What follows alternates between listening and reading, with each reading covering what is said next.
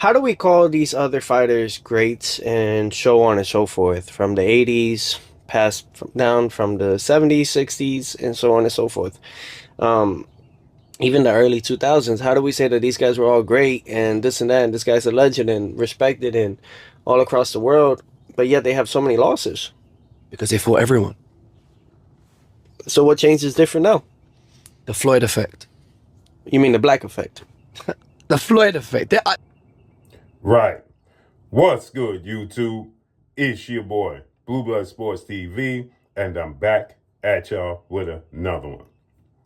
So, once again, the two-division world champion, the former unified lightweight and former WBO junior welterweight, superstar boxer, Teofimo Lopez, 22 wins, 2 losses, no draw, 13 wins by way of knockout, has diarrhea at the mouth and regurgitate nonsense once again. Just a blabbering, silly-minded person. As you hear him state that the undefeated effect is the black effect. And you're right. It is the black effect because nobody else could beat us. Let me say it again. It is the black effect because 90% of the time, nobody else could beat us. It takes us to beat us. And the way you just got whitewashed by 135-pound Shakur Stevenson coming up in weight and beat you every round from pillar to post, yeah. But this dude says it's the black effect. And the dude that's interviewing him talking about it's the Mayweather effect. Does he not know who Rocky Marciano is? Who came way before Floyd Mayweather? And they made a big deal about Rocky Marciano retiring 49 wins, no losses, no draws, and never fighting black fighters, the premier black fighters in the height of their prime. Does he know that was a marketing tool for Rocky Marciano, his undefeated record? Are they aware of that? Rocky Marciano is not black. Do they know who Sugar Ray Robinson was, who had over 100 fights before he lost? Jack Johnson, who set the tone? The Mayweather effect, this is not the Mayweather effect. It's just that we elevate everything we touch and we create everything that you touch. I'm going to say that again. We elevate everything we touch and y'all touch everything that we create. If it wasn't for the black effect, you wouldn't even be participating as a minority in the sport of boxing. If we didn't make the sacrifices, the ancestors didn't make the sacrifices, the Jack Johnsons of the world, the Sugar Ray Robinsons, the Joe Lewises, if they didn't make the sacrifices, your ancestors didn't do it, bro. So you benefit from the black effect. Not so smart guy. You able to feed your family off the black effect. Not so smart guy. So you should be thanking us. When you able to lift a spoon, go buy food for your kids, that's the black effect. We did that for you. You're welcome. And as far as going on in that square circle, yeah, we can't lose. It takes one of us to beat one of us. So let me explain something to you about the black effect, because in our community, we have a crab in a barrel mentality as well. We got an issue going on in our community where we don't like to see each other do good. So we want to tear each other down. So when one is not tore down, yeah, we hold it in high regards because we went through not the gauntlet of people like you and people outside our community trying to bring us down, but as well people in our community trying to bring us down. Oh yeah, the last three pound for pound kings in the sport of boxing that ruled the sport of boxing. Oh yeah, they all retired undefeated. Not so smart guy. Floyd Mayweather, 50 wins, no losses, no draw. 27 wins by way of knockout. Beat more world champions than anybody in history of sport of boxing, and everybody else, best fighter outside of our community, had the opportunity to attempt to beat him, and they couldn't. Manny Pacquiao from the Philippines couldn't do it. Canelo Alvarez from Mexico couldn't do it. Marcos Maidana from Argentina couldn't do it. Miguel Cotto from Puerto Rico couldn't do it. They couldn't do it. They had the opportunity. Why didn't they do it? Why didn't they stop the black effect? Because they can't.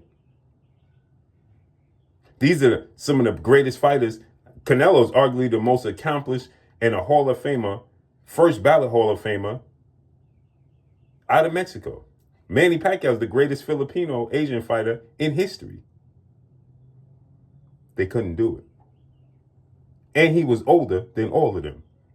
Then came along Olympic gold medalist. Hadn't lost since he was 11 years old. 2-division unified world champion, superstar, first ballot Hall of Famer, Andre S.O.G. Ward. We ain't even got to talk about the Four Kings era. Not so smart guy. But the best, he went through the Super 6 tournament. The best fighters outside of the black community had the opportunity to beat Andre S.O.G. Ward, and they couldn't do it. Secret, shh, they couldn't do it. Carl Froch out the UK, he couldn't do it. Arthur Abraham, he couldn't do it. Then he moved up in weight.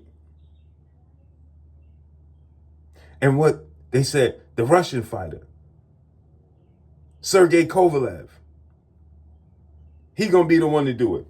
Shh, secret, newsflash, he couldn't do it. Then came along the most recent pound for pound king, Terrence Bud Crawford. Again, as I told you guys, it takes one of us to beat one of us. So who was the man that they highlighted to beat Terrence Crawford? That's right, another African-American fighter. Not so smart guy, Errol Spence Jr. Nobody talked about anybody outside of the black community that could beat Terrence Bud Crawford. They said Errol Spence was the guy to do it. Not so smart guy. And he didn't succeed. And then Terrence Crawford went on to do what?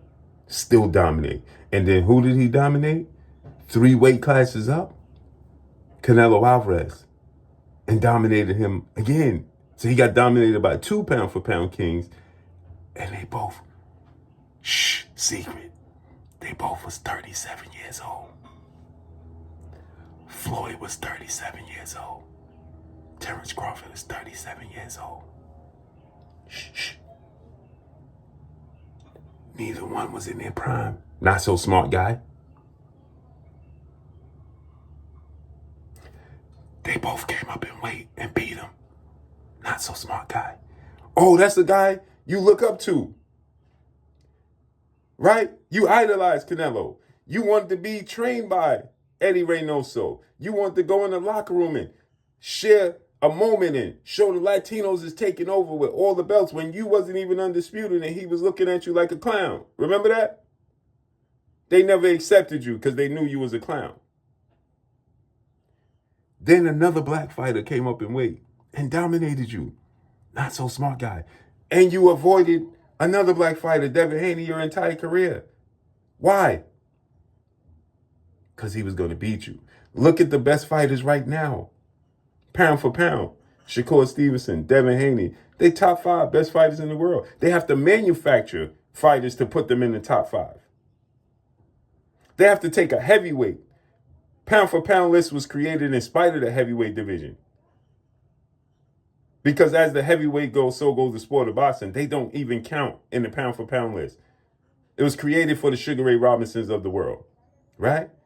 But they got to put Alexander Usyk on that list. Because if they don't, it will be filled up with all black fighters. Not so smart guy. And Alexander Usyk is great. So you're right. It is the black effect. Not so smart guy. And you need to praise it, not frowned upon it. Because every time you feed your child, it's because of the black effect. And that's all I got for y'all. Follow me on Instagram at Blue Blood Sports TV, all one word. I'm gone. Peace.